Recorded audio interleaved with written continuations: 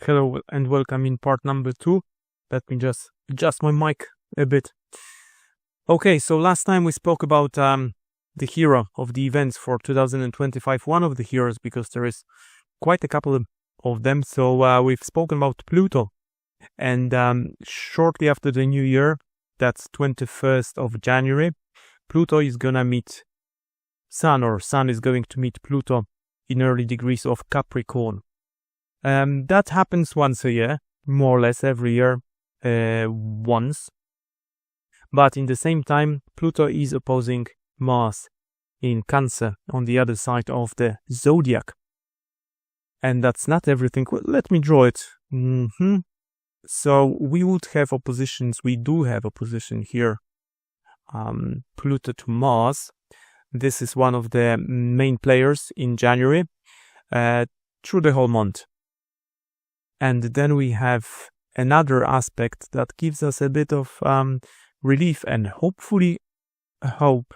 So that Saturn is gonna conjunct Venus, and then so Saturn will conjunct Venus shortly before Sun conjuncts Pluto, and Saturn and Venus are going to sextile Mercury in Capricorn. What does it all mean? So first of all, the main player here is still Pluto, entering Capricorn, being in the first 2.5 degrees of... entering Aquarius, being in the first 2.5 degrees of Aquarius.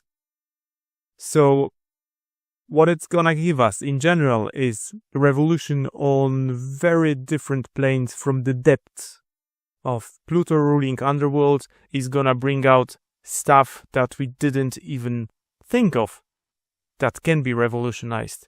And it begins from love to flying cars, technology, internet, AI. That's part of Pluto's job. But in this very moment, that's the late 2024, Pluto is in opposition to Mars. That's in Cancer. Mars is in retrograde. So it means that Mars, it happens every year, once or twice, depending on the year, the retrogrades of Mars. But what it means is that Mars is going to reinvent, restructure war, fire, steel in the sign of Cancer. That brings us to the family.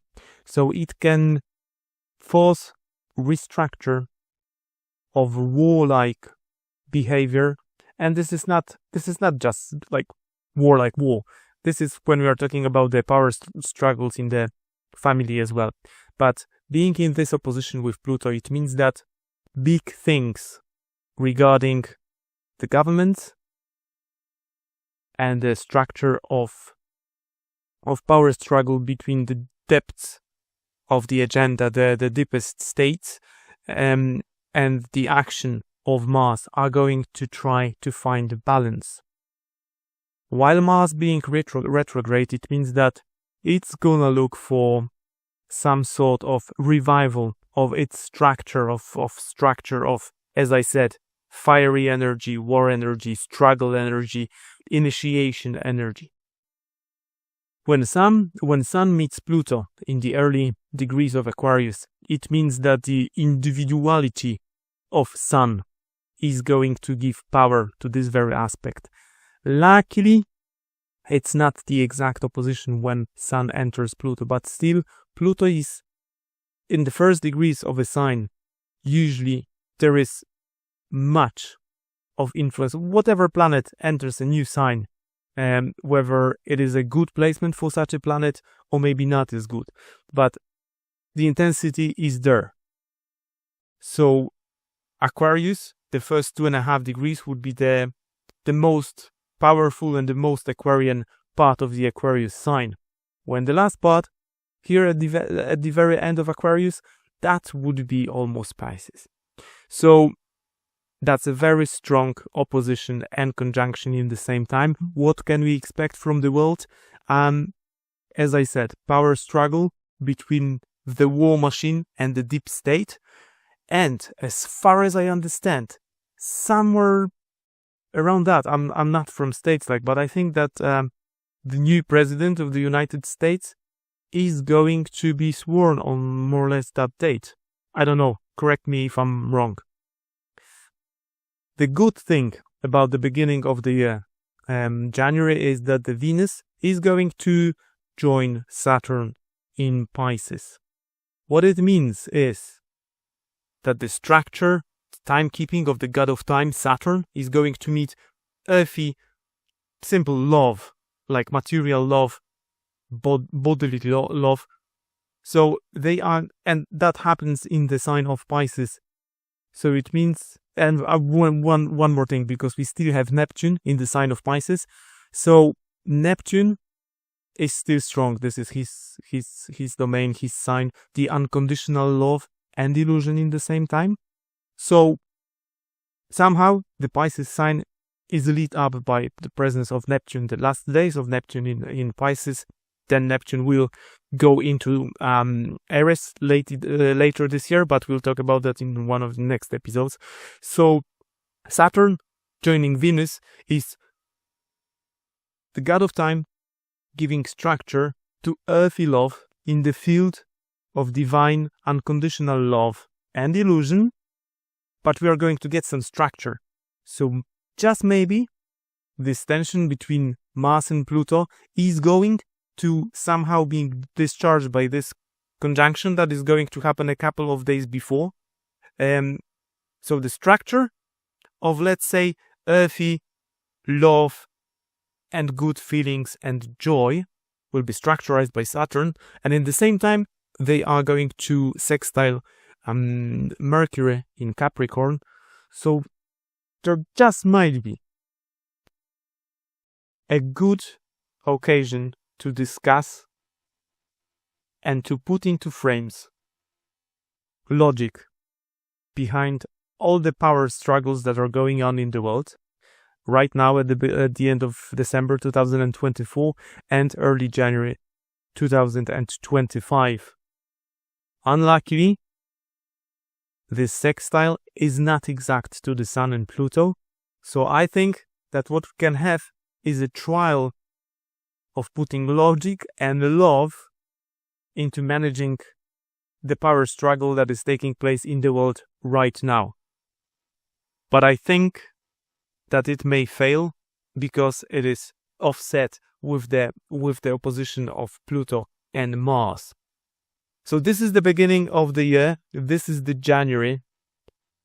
So I would say that this is the most important time of January would be second and third week, because these aspects, they just don't happen just like that. This is a process. Because Pluto is moving so slowly, it takes 248 years as far as I remember around the zodiac. Saturn does it in around 30 years. But still Saturn is very important to the astrological analysis of anything. So, the key to the beginning of the year are power struggles, and it can show up as you've probably heard in the last couple of weeks, or actually it was 1 week in December when we had air crashes, airplane crashes day after day after day. So this is the sort of tension that influences people at that very time. So is it going to influence you? I don't know. You would have to know your birth horoscope yourself. And secondly, it would be good to know the horoscope of your country, whether you are going to get affected by this Pluto, Mars, and Sun power struggle. But again, this is just the beginning of the year, because the year is going to speed up later on. We are going to have very, very interesting year 2025, because after meeting Venus, Saturn is going to conjunct Neptune later that year at the beginning of Aries. Briefly, because I think Neptune is going back to Pisces later that year. But anyways, this is just going to be the first ingress of Neptune into Aries this year. And Uranus is going to enter Gemini. So we can expect revolution, and reinvented revolution later that year. We can see collapse of the structures on many different levels, and that's gonna continue, and it's gonna wrap up in 2026. But we'll talk about that later. So for the time being, the beginning of the year, there is this tension between Mars, Pluto, and then when Sun joins them around 21st of January, that's going to give extra energy to this power struggle.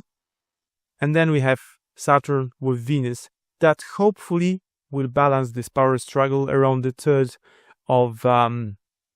third week of January. So that's it for today. If you have questions, of course, you can write them in the comments.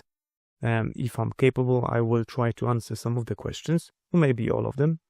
So that's it for today, and I will see you in part number 3, when we'll discuss. I think we'll just skip February because we'll skip February and we'll go into March and April that are actually going to be quite interesting, and then the summer is going to be even more interesting, I think. But anyways, this is the 2025, and it is going to be interesting.